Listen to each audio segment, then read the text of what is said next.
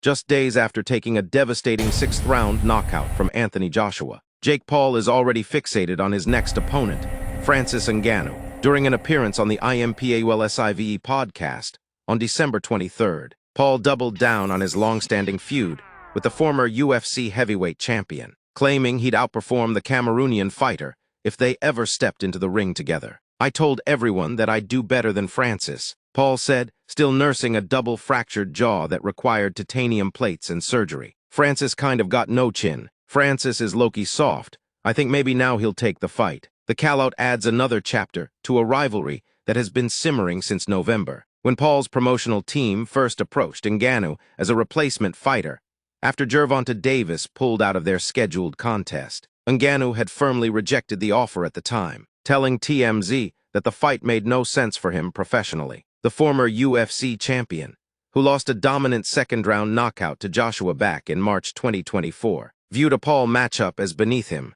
"I'm like, no bro, come on. Don't disrespect me like that," Ngannou said in November. That refusal clearly still stings Paul, who shifted his focus to Joshua. But yeah, I mean, I told everyone, though, that I would do better than Francis, and that Francis kind of got no chin. In Miami.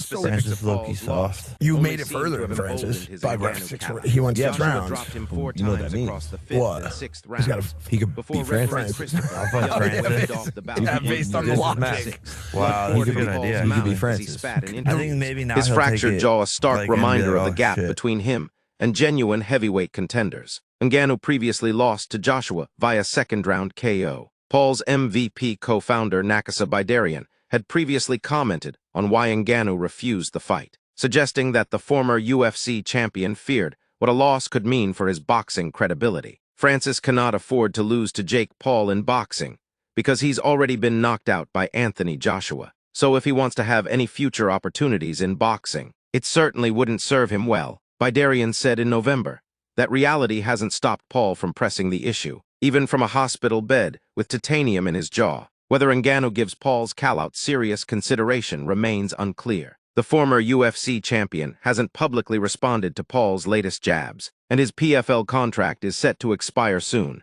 potentially opening the door to other opportunities.